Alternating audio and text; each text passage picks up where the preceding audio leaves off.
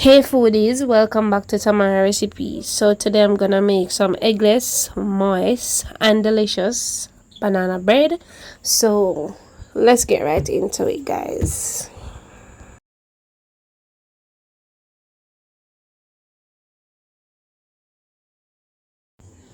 So here are a few of my ingredients that I'm gonna be using. So I have some all-purpose flour, I have some grated nutmeg, some salt, some baking powder, and I also have some cinnamon powder.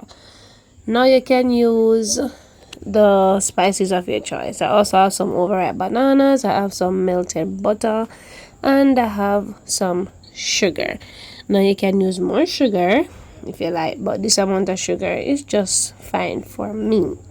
Alright, so you want to use overripe bananas, so you know the more ripe your bananas are, the sweeter your banana bread will be, so you don't need to add as much sugar. Alright, but if you have a sweet tooth, guys, you want it to be well sweet, or just add the sugar to your taste, of course. Now I'm gonna add my bananas to the bowl, and then I'm going to use a fork to mash them. Now I'm gonna be using some soy milk as well for the recipe, but I forgot to show it at this point, so you'll see me adding it. Now guys, you can also use vegetable oil. I choose to use the melted butter, but guys, of course, you know, you use it if you're comfortable using the vegetable oil or any oil of your choice, but I definitely recommend you using a flavorless oil. If you're gonna use the melted butter, ensure that it cools completely before you add it to your banana bread mixture. Alright, now I'm just using half cup of sugar, and I'm using brown sugar. Now bear in mind that you could also use the white sugar, but for me the brown sugar gives your banana bread a nicer flavor.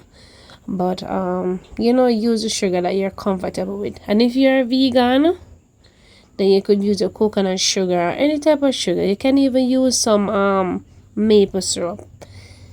I once did a video where I used the maple syrup instead of the sugar, so I'm gonna leave that recipe link in the description box where you can check it out.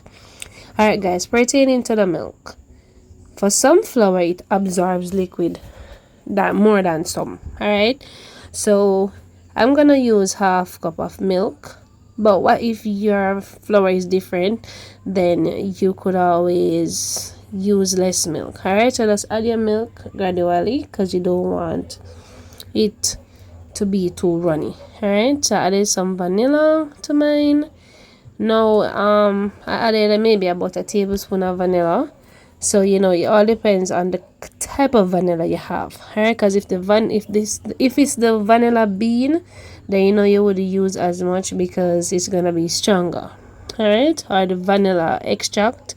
Yeah, now I'm gonna gradually add my mixture into the bowl.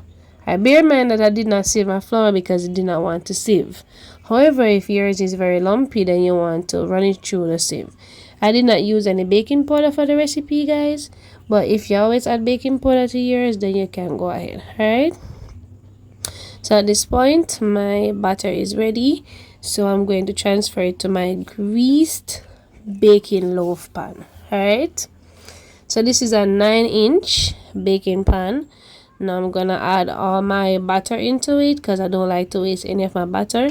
And I'm gonna place it into my preheated oven. Alright, so I'm gonna bake at 350 for about 55 to 1 hour. Alright, you wanna place your baking pan in the middle rack of your oven. Well, actually guys, this is the other day because I baked the banana bread in the night, so this is the other day, and I allowed it to cool down overnight. So I place it on a plate. So I'm gonna cut a slice. I'm gonna cut it into slices so you can see how moist it is. Alright, so it wasn't too sweet and it was very moist, you know, and it tasted good, you know, just for all vegans and people like me who don't like egg. Alright, so this is the end product, guys, and if you try the recipe, I know you're gonna enjoy it, you know. And thank you for watching, and please don't leave without giving the video a like, and also subscribe if you're new and you want to see more recipes. Alright, and of course guys, if you try the recipe, please give me your feedback.